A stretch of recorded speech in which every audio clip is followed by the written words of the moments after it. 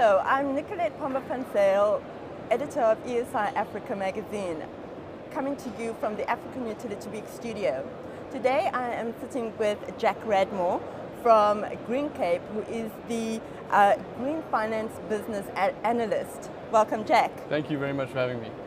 We're going to be talking about small-scale embedded generation. I just want to start off with how do you define SSEG? Right. So SSEG is still a term that largely is not defined. In terms of what the National Energy Regulator says, it's any form of generation that's under 1 megawatt that's located on a site where electricity is also consumed. In terms of the regulations, what we're looking at is that the majority of the energy that's actually being generated by this source is being consumed on site as well.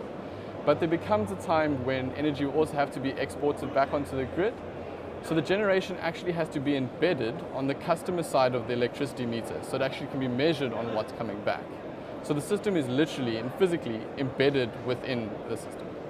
So somebody that wants to invest in SSEG, what are the technical requirements for that person, as well as the technical requirements on the municipality side? So obviously the connection of any form of generation to the municipal grid has numerous implications, not only for the customer but for the municipality as well. So all of the technical requirements in this space are done to ensure the safety of both the customer installing the system, the general public and the municipal staff, and also to ensure that there's limited effect on the municipal supply. Obviously, the technical requirements for these systems vary quite drastically depending on how the system is designed. For example, the technical requirements for a system that's going to be feeding back onto the municipal grid is going to be quite different for a system that's completely off-grid, so no way connected to the municipal grid. But if we focus mainly on the systems that are feeding back onto the municipal grid, three important technical requirements are firstly a bidirectional smart meter, a meter that has the ability to measure both electricity being consumed by the customer and electricity that's being generated and pushed back onto the grid. Another important element is your anti-islanding device. So this is a device that's installed in the system to ensure that the system's not able to feed back onto the municipal grid when the municipal grid is down. So for example, if the municipality is doing maintenance on their grid and they drop the grid for a time period, if they don't know that your system is able to isolate itself, that grid may remain energized and may be very dangerous for their staff.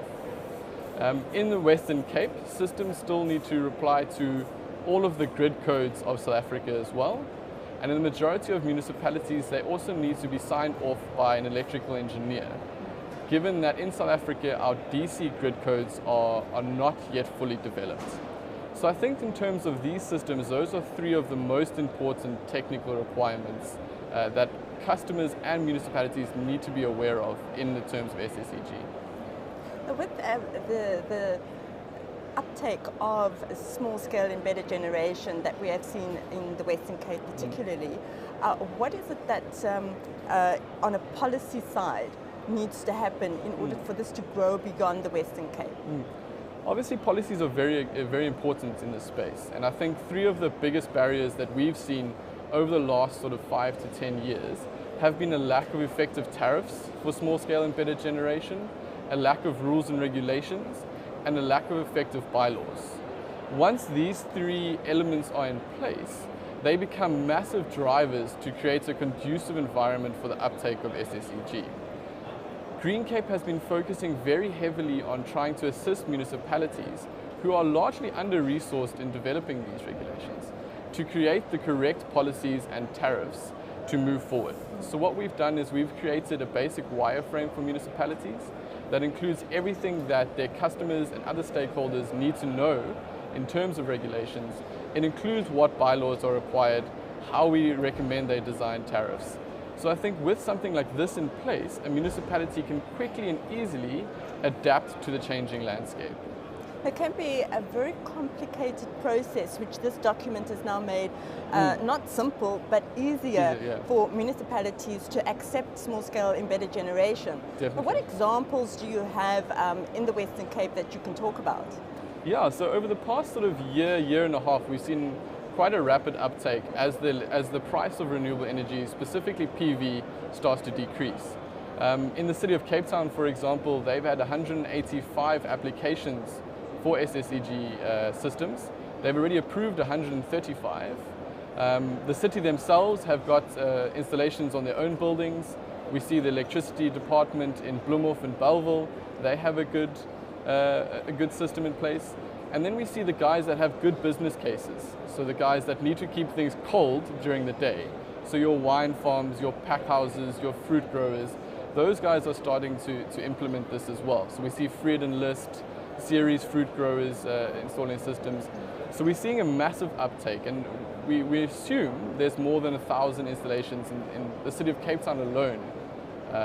So there are quite a few examples of really good systems going out. And from various industries as well. Exactly. Is the small-scale embedded generation mainly generated from solar PV? Yeah, so in most cases it is PV at the moment, just because of the flexibility of the technology and the price. So over the last sort of 1 to 2 years, we've seen the price of PV drop by about 40 to 50%. So it went from upwards of about 30 Rand per watt peak, right down to now we see some examples of down to 15 Rand per watt peak. So it's becoming largely affordable technology, not only for our large-scale customers, but for your middle-class residential customers as well. And as GreenCape is an organization within the Western Cape and having this huge growth of the SSEG in the market, and you've done a lot of work into that research, development, really analyzing that market extensively. Where do you see that market growing beyond the Western Cape and in other regions in Africa? It's going to be a very valuable market over the next couple of years. As I say, the price of PV is dropping drastically. The real game changer in this space is going to be the price of batteries. We see Tesla coming into this space now. They've now installed about 100 systems in South Africa. They see South Africa and Southern Africa as one of their potential biggest markets.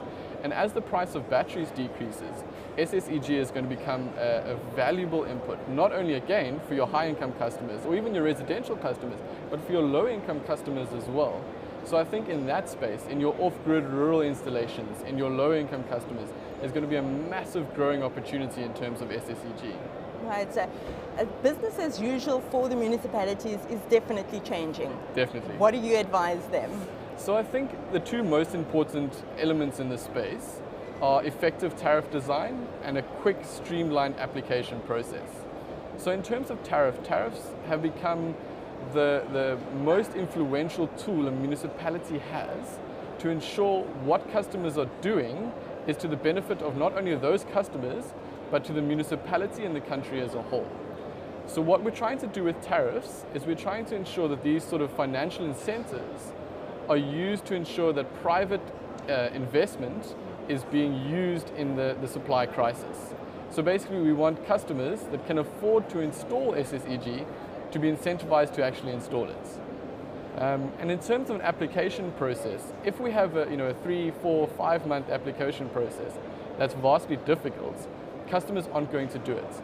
This is going to result in dangerous systems that aren't registered with the municipality. That makes grid management very difficult.